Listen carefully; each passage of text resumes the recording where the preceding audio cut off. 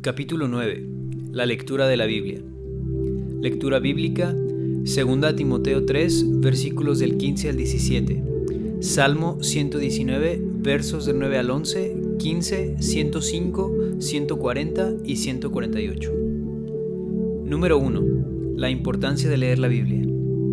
Todos los creyentes deben leer la Biblia porque toda la Escritura es dada por el aliento de Dios y útil para enseñar, para redarguir, para corregir, para instruir en justicia. 2 Timoteo 3:16.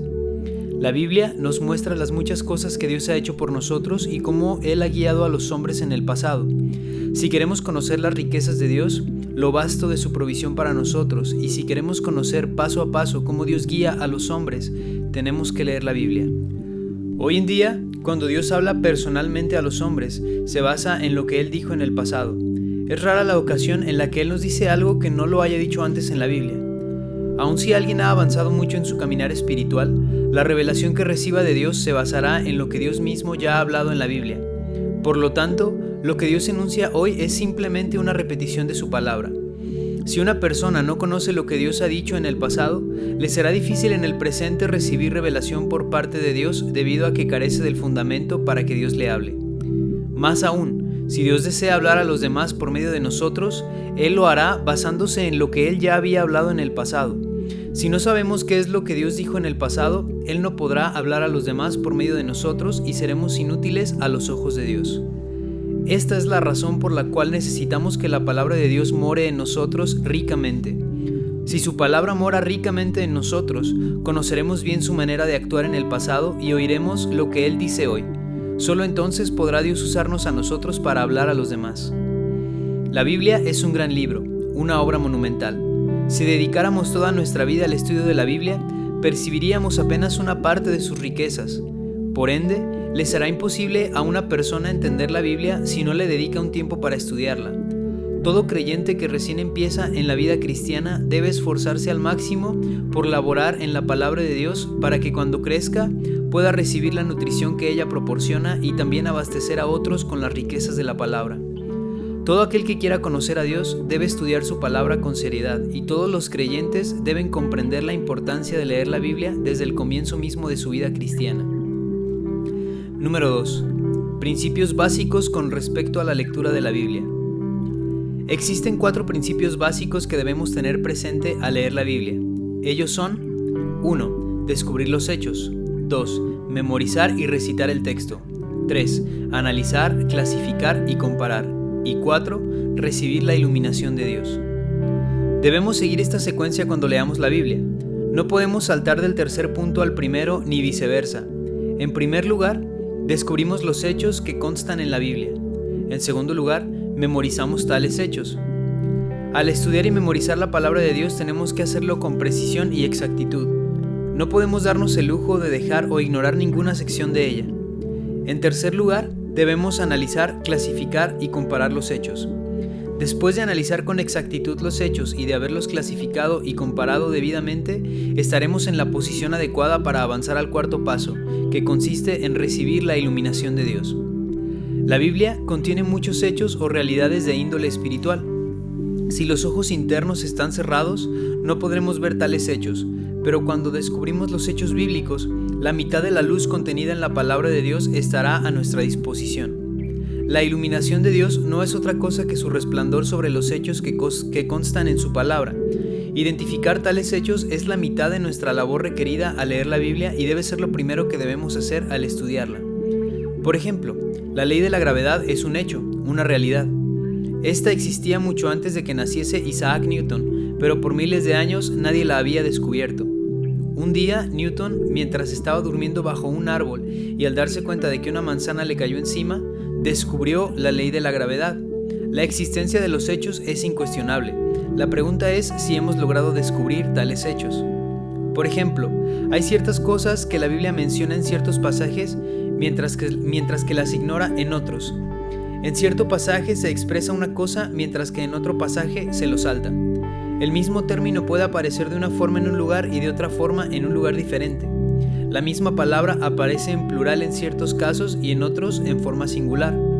En algunos pasajes, la Biblia recalca el nombre del Señor, mientras que en otros hace hincapié en el nombre del hombre. La cronología se menciona en algunos lugares, pero en otros se deja de lado por completo. Todos estos son hechos. Una persona que lee con esmero la Biblia es, sin duda, cuidadosa ante Dios. No puede ser descuidada ni torpe, ya que ni una jota ni una tilde de la palabra de Dios puede ser alterada. Lo que dice la palabra de Dios, así ha de ser. En el momento mismo en que la palabra de Dios se abre a nosotros, debiéramos poder determinar cuál es el énfasis de dicho pasaje. Muchas personas son descuidadas y oyen y leen la palabra sin prestar mucha atención. Por ende, no identifican qué es lo que la palabra de Dios enfatiza ni comprenden las profundidades de la misma. Lo primero que tenemos que hacer es identificar los hechos, luego memorizarlos, analizarlos, clasificarlos y compararlos. Solo entonces recibiremos la luz del Señor. De este modo seremos abastecidos y podremos abastecer a otros. Así seremos nutridos y podremos nutrir a los demás. Les daré un ejemplo sencillo. Si leemos la Biblia cuidadosamente, encontraremos en el Nuevo Testamento las expresiones en el Señor, en Cristo Jesús y otras parecidas, pero nunca veremos en Jesús ni en Jesucristo. Únicamente hallamos la expresión en Cristo Jesús, mas no en Jesucristo. Estos son hechos y debemos memorizarlos y tomar nota de cada uno de ellos. Examine el pasaje donde dice en el Señor y el contexto en el que aparece. Busque los pasajes en los que se halla la expresión en Cristo y determine cuál es su contexto. Busque además aquellos pasajes en los que aparece la expresión en Cristo Jesús y determine en qué contexto se usa. Si memorizamos todos estos pasajes, los podremos comparar entre sí. ¿Por qué en cierta ocasión dice en Cristo en vez de en Jesús? ¿Por qué en determinado pasaje dice en Cristo Jesús y no en Jesucristo? ¿Por qué la Biblia nunca dice en Jesús ni en Jesucristo? ¿Por qué es así? Cuando analicemos y comparemos las Escrituras de esta forma y acudamos a Dios para ser iluminados, podremos ver algo.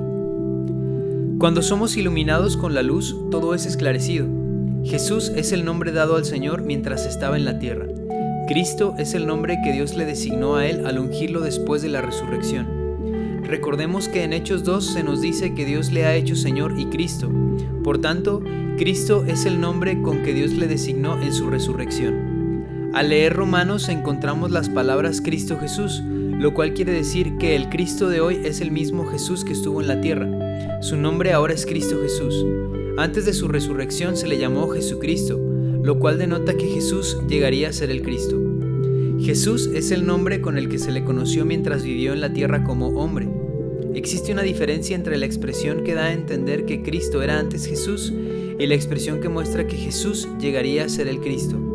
Es más, no podemos estar en Jesús, pero sí en Cristo. Podemos estar en el Señor y en Cristo Jesús, mas no en Jesucristo.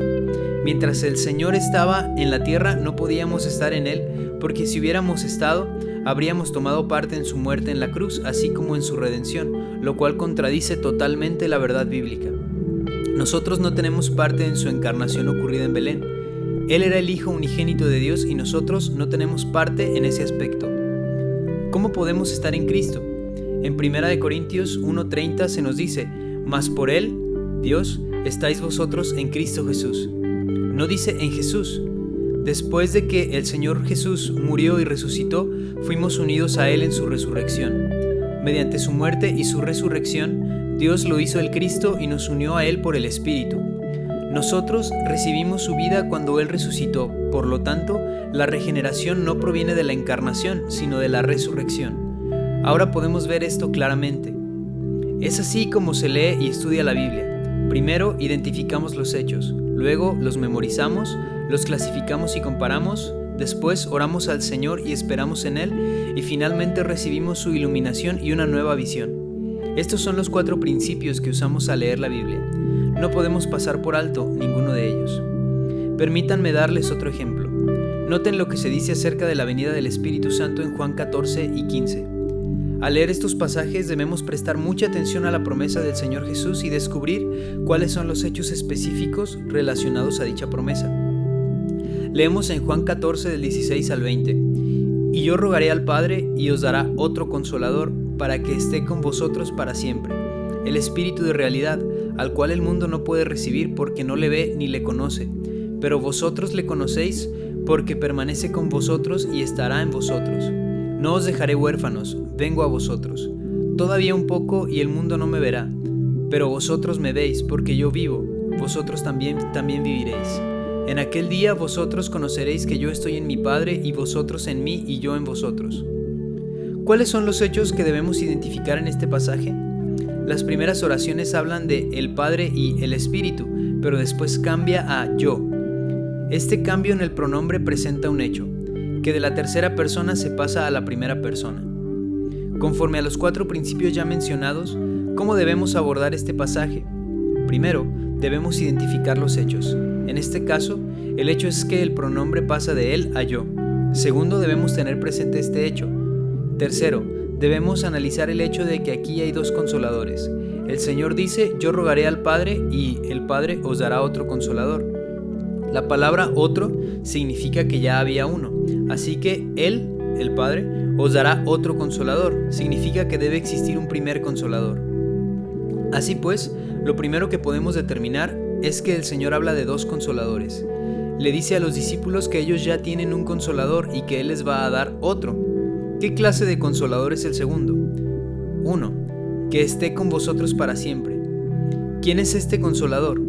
El Señor Jesús dijo que el mundo no conocía a este consolador, pero que sus discípulos sí.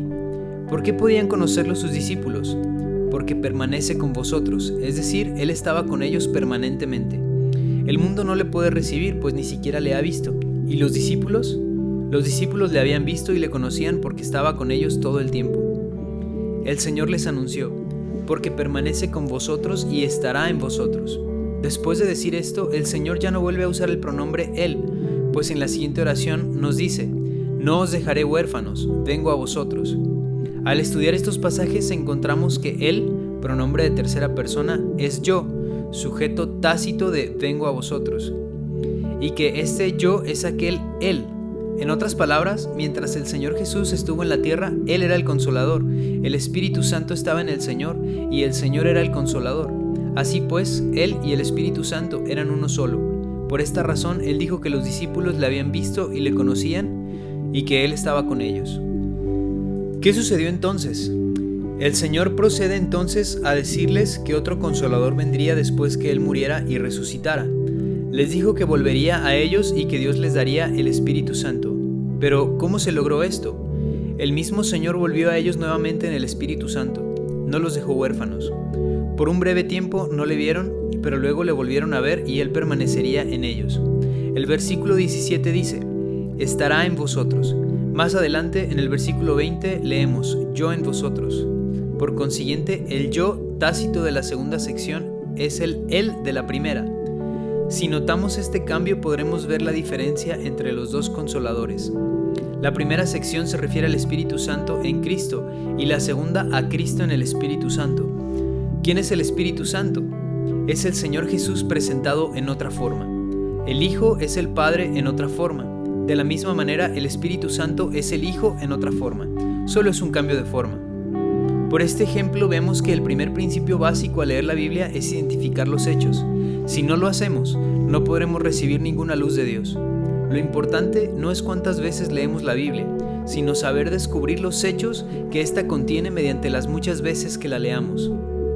Pablo era una persona que sabía descubrir los hechos. Noten lo que dijo en Gálatas 3. Él vio en Génesis que Dios bendeciría a las naciones mediante la simiente de Abraham y que la palabra simiente estaba en singular y no en plural, refiriéndose a Cristo. Primero, Pablo identificó este hecho. Él vio que las naciones serían bendecidas mediante la simiente de Abraham y vio que esta simiente única se refería a Cristo. Si la palabra hubiera sido en plural, se habría referido a los muchos hijos de Abraham, es decir, a los judíos, y el significado sería completamente diferente.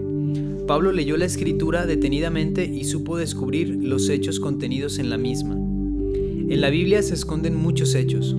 Que alguien sea rico en el conocimiento de la palabra de Dios dependerá de cuántos de esos hechos haya descubierto.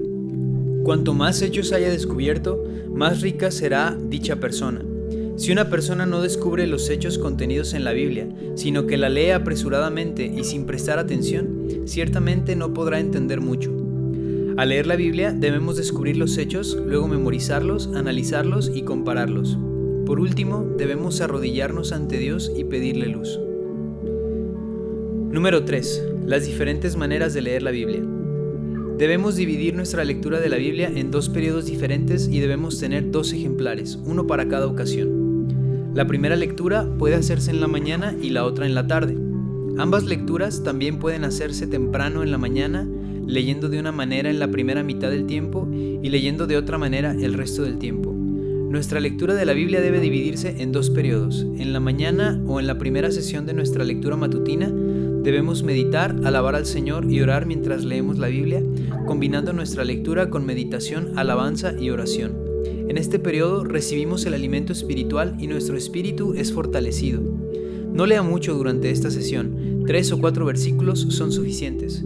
Sin embargo, en la tarde o en la segunda sesión de la lectura matutina, debemos dedicar más tiempo a la lectura de la Biblia, pues lo hacemos con el propósito de aprender más de la palabra de Dios.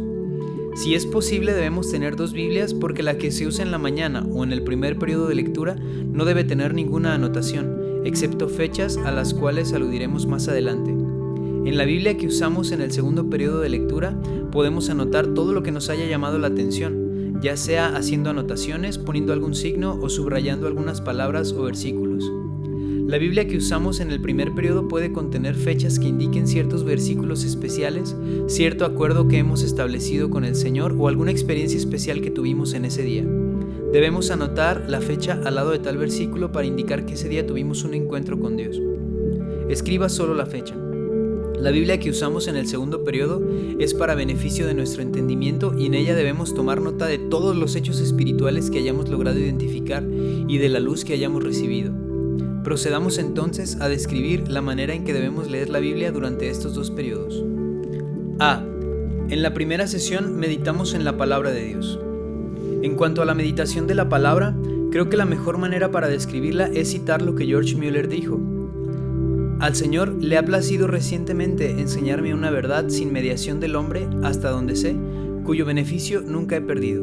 Incluso hoy, mientras preparo la 5ª edición de esta publicación, veo que han pasado más de 14 años.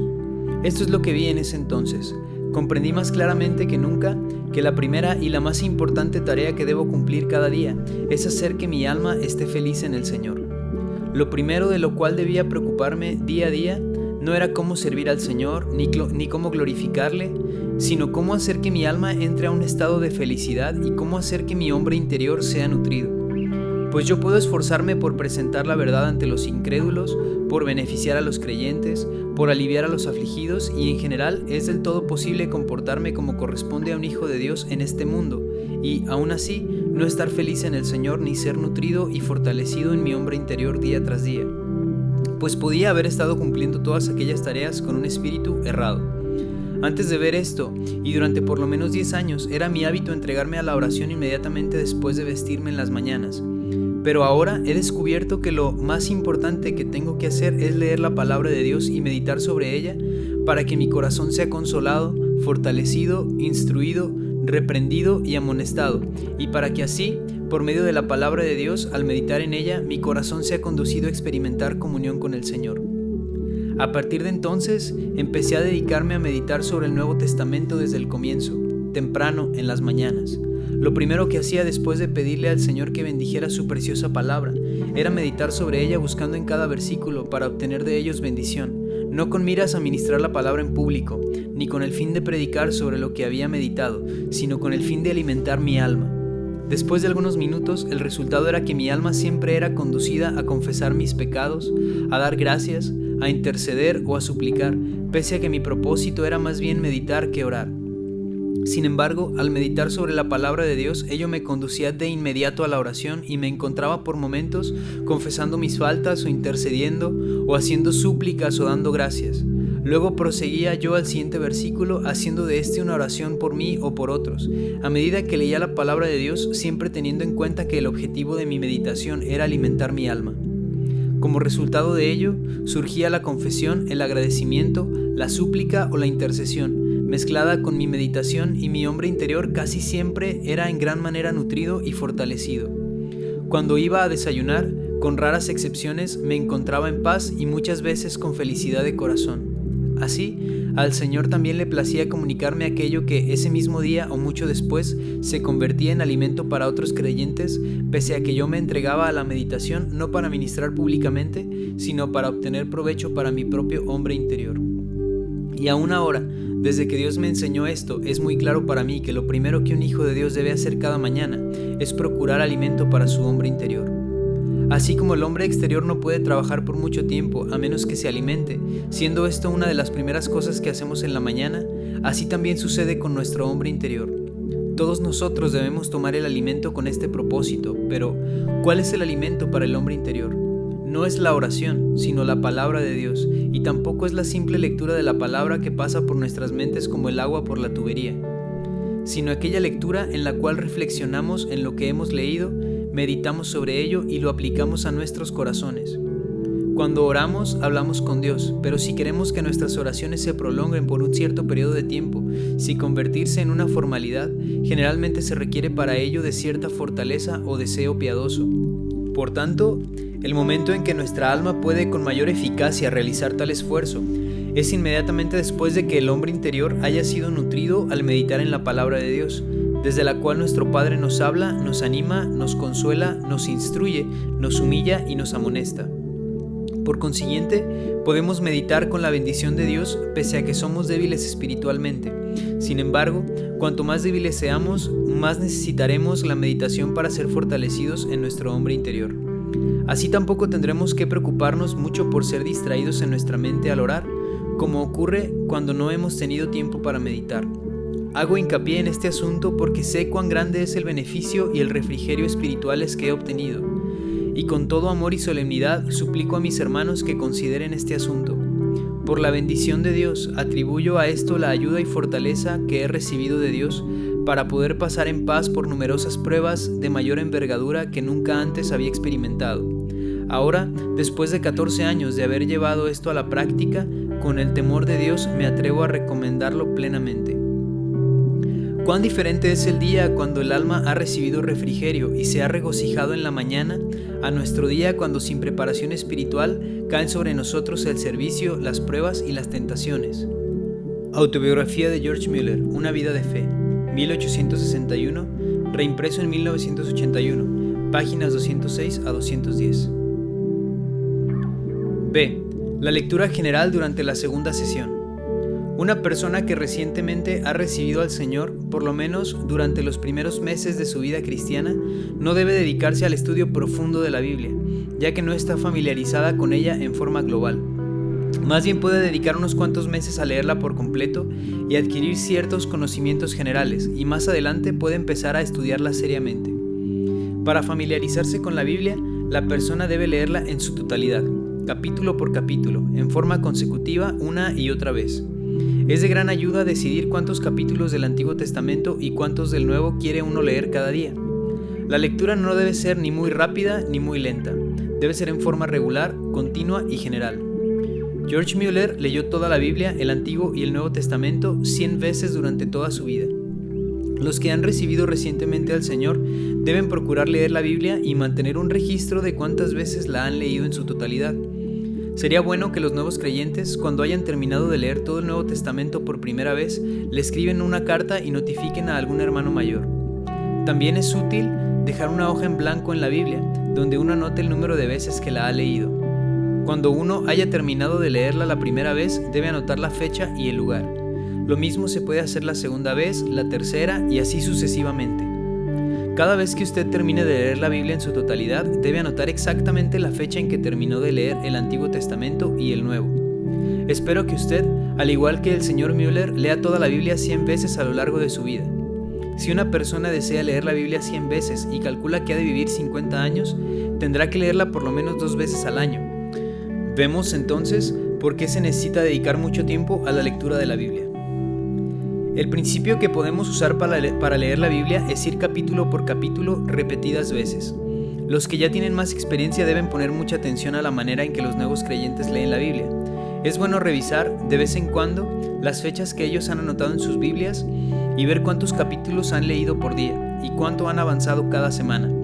Debemos prestar atención a esta labor y no desmayar, y también debemos animar a quienes van demasiado despacio y decirles: ya ha pasado medio año, ¿Cómo es que todavía no has terminado de leer el Nuevo Testamento?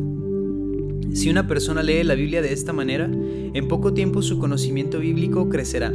Si es posible, debe memorizar 1 o 2 versículos todos los días. Al principio uno tiene que esforzarse un poco porque tal vez le sea difícil y le resulte tedioso, pero más adelante verá cuán beneficioso es esto. C. Un estudio intenso durante un tiempo designado. La primera manera de leer la Biblia, hecha con oración y meditación sobre la palabra, se debe practicar continuamente por toda la vida. La segunda manera, en la cual se hace una lectura general y cierto tipo de estudio, puede empezarse después de 6 meses al haberse familiarizado con la palabra.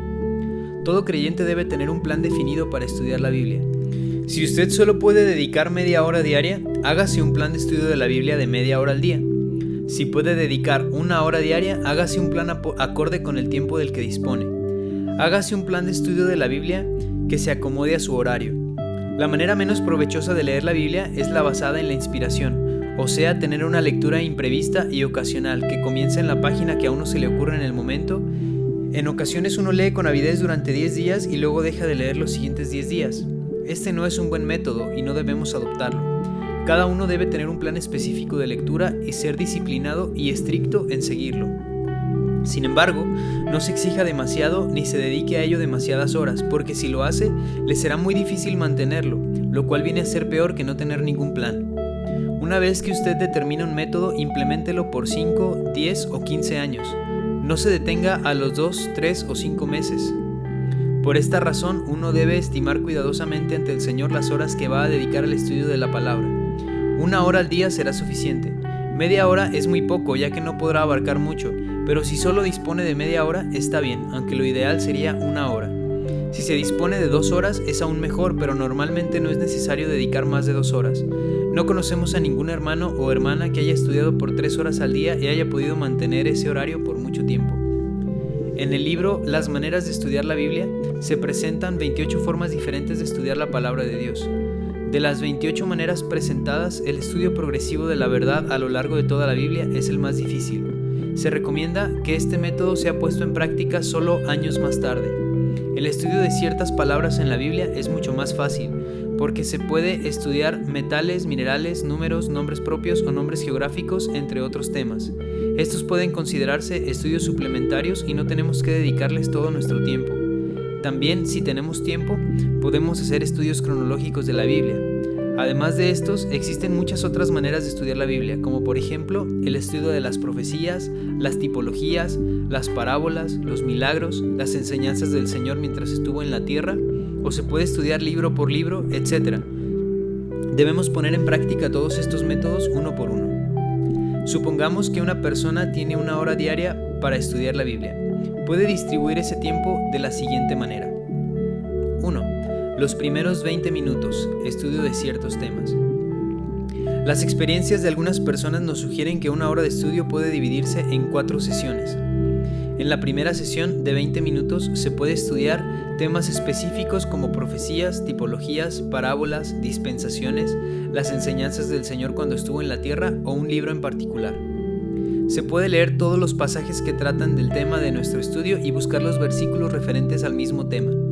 Si ha decidido estudiar libro por libro, puede seleccionar Romanos o el Evangelio de Juan. Después de terminar el primer libro, continúe con el siguiente, estúdielo en detalle y examine su contenido. Si usted decide dedicar 20 minutos de su tiempo diario a esta clase de estudio, no lo extienda ni lo acorte. Debemos aprender a restringirnos y a no ser descuidados. Número 2. Los segundos 20 minutos. Estudio de ciertas parábolas. Los 20 minutos siguientes podemos dedicarlos al estudio de parábolas específicas. Encontramos términos especiales y significativos que se repiten a lo largo de la Biblia, como por ejemplo, reconciliación, sangre, fe, gozo, paz, esperanza, amor, obediencia, justicia, redención, misericordia, etc. Si los agrupamos y los resumimos, podemos estudiarlos a fondo y comprender sus significados intrínsecos. Por ejemplo, podemos estudiar la palabra sangre. Primero debemos anotar todos los capítulos y versículos que la mencionen y analizar el significado de cada caso. ¿Qué hizo la sangre por nosotros ante Dios? ¿A qué clase de personas se aplica la sangre? ¿Qué logró la sangre y cuánto logró en beneficio nuestro? En el Antiguo Testamento hay muchos versículos que hablan de la sangre y debemos analizar todos. Esto no se puede lograr en una sola sesión, por lo tanto, no esperemos obtener resultados asombrosos el primer día. Si se puede conseguir una concordancia, se podría ahorrar mucho trabajo. Los terceros 10 minutos, reunir información. Los 10 minutos que siguen los podemos dedicar a reunir información sobre los temas que hayamos escogido. Hay muchos temas en la Biblia, como por ejemplo, la creación, el hombre, el pecado, la salvación, el arrepentimiento, el Espíritu Santo, la regeneración, la santificación, la justificación, el perdón, la libertad, el cuerpo de Cristo, la venida del Señor, el juicio, el reino de Dios, la eternidad, etc. Uno puede escoger ciertos temas y reunir información contenida en la Biblia misma. Cuando mucho, uno puede examinar 5 temas simultáneamente. No es recomendable escudriñar más de 5, pues se tendrá demasiada información, lo cual hace la tarea bastante difícil. No reúna material para un solo tema, pues esto también toma demasiado tiempo. Se puede encontrar material para más de un tema en un solo capítulo. Uno puede estar estudiando sobre el Espíritu Santo, pese a que el capítulo que está leyendo no contiene nada sobre dicho tema. Sin embargo, puede encontrar otros temas en el mismo capítulo. Por lo tanto, es más provechoso reunir información sobre 2, 3, 4 o 5 temas al mismo tiempo, aunque no más de 5. El estudio de cada tema puede requerir cierto tiempo para completarse. Cada día se reunirá más información sobre el tema de estudio interesado. Se debe anotar toda la información que se haya encontrado y después escribir las palabras principales y el significado de cada pasaje. Es muy importante que uno sepa de qué se trata el pasaje. Supongamos que uno esté estudiando sobre el Espíritu Santo en el libro de Efesios. Al hallar la expresión sellados con el Espíritu Santo en 1:13, debe escribir el significado de la palabra sellar. Primero debe anotar el versículo mismo, luego los términos afines y por último el significado de dicho versículo. Debe reunir toda la información y un día, cuando vaya a abordar el tema, todo este material estará disponible para que usted lo utilice. 4. Los cuartos 10 minutos, la paráfrasis. Los últimos 10 minutos los podemos usar para parafrasear la Biblia, que es un ejercicio de suma importancia y utilidad. Al usar uno sus propias palabras para describir lo que contiene la Biblia, recibe una visión renovada del pasaje. Haga una paráfrasis sencilla usando palabras que otros puedan entender. Por ejemplo, usted está estudiando Romanos capítulo por capítulo, y si un joven se le acerca y le dice que ha leído lo que Pablo ha escrito en dicho libro, pero que no lo entiende, usted tiene que pensar cómo explicárselo usando sus propias palabras. Ofrecer una paráfrasis no es dar un comentario, sino comunicar con sus propias palabras y con sencillez lo mismo que Pablo dijo, a fin de que otros lo entiendan. Por esta razón, uno necesita aprender a parafrasear la Biblia, relatar el pasaje con las palabras de uno mismo. Puede comenzar con el libro de Romanos, haga una paráfrasis de ello con sus propias palabras. Pablo lo escribió usando sus propias palabras y ahora usted debe tratar de hacer lo mismo. Haga lo que pueda con propiedad y claridad, de tal manera que tanto usted como los hermanos puedan entender el pasaje cuando lo lean. Si puede hacer una paráfrasis, verá cuánto sabe de las Escrituras. Al usar uno sus propias palabras para presentar nuevamente el pensamiento de los apóstoles, estará preparándose para exponer la Biblia. Por consiguiente, hacer una paráfrasis de la Biblia constituye el primer paso y explicarla el segundo. Primero debemos aprender a expresar el texto de la Biblia con nuestras propias palabras, ya que nuestro entrenamiento ante Dios debe llevar un orden apropiado. No tratemos de exponer la Biblia sin haber aprendido antes a parafrasearla, ya que eso sería prematuro. Si no podemos parafrasear la Biblia, no podremos explicarla bien. Aprender a parafrasear es un requisito indispensable para exponer la Biblia. Esta es una lección básica que todos debemos aprender. Primero, narre las epístolas de Pablo con sus propias palabras y después haga lo mismo con todo el Nuevo Testamento. Cuando haga paráfrasis, evite usar las palabras de la Biblia. Use las suyas, ya que la finalidad de este ejercicio es aprender a expresar el significado del pasaje con las palabras que estén a su alcance. Después de que haya trabajado así un libro de la Biblia, se dará cuenta de cuán valiosa es esta experiencia y cuánto beneficio le reporta tal disciplina. Una persona negligente no podrá parafrasear la Biblia, así que debemos orar al Señor y leer la Biblia de una manera ordenada antes de hacer una paráfrasis válida. Después de terminar un libro, revise su trabajo 1 o 2 veces haciendo los cambios necesarios y puliendo las frases. De este modo obtendrá una impresión más clara de dicho libro y sabrá de qué hablaban los apóstoles. Para tener un conocimiento profundo de un pasaje es necesario parafrasearlo. Para poder parafrasear la Biblia hay que estudiarla minuciosa y exhaustivamente. Uno tiene que entender lo que ese pasaje dice y lo que está implícito en él. Entonces uno podrá incorporar todo ese conocimiento a la paráfrasis que se va a redactar. Esto requiere de un entendimiento completo del versículo, ya que éste solo podrá parafrasearse cuando se haya entendido claramente todo su contenido. Al practicar esto diariamente, leer detalladamente y tomar notas minuciosas, uno podrá llegar a parafrasear una epístola entera de Pablo, y entonces estará en capacidad de entender plenamente lo dicho por Pablo y, al repetirlo en sus propias palabras, comunicar el mismo significado a los demás. Hasta ahora hemos mencionado 4 cosas. Primero, debemos estudiar por temas. Segundo, debemos estudiar las palabras. Tercero, debemos reunir la información necesaria. Y cuarto, debemos hacer una paráfrasis de lo estudiado. Debemos poner en práctica los 28 métodos a los que aludimos anteriormente. Es muy importante mantener un horario definido. Debemos ceñir nuestros lomos y ser restringidos y regulados por el Señor. Si decidimos estudiar 1 hora al día, hagámoslos.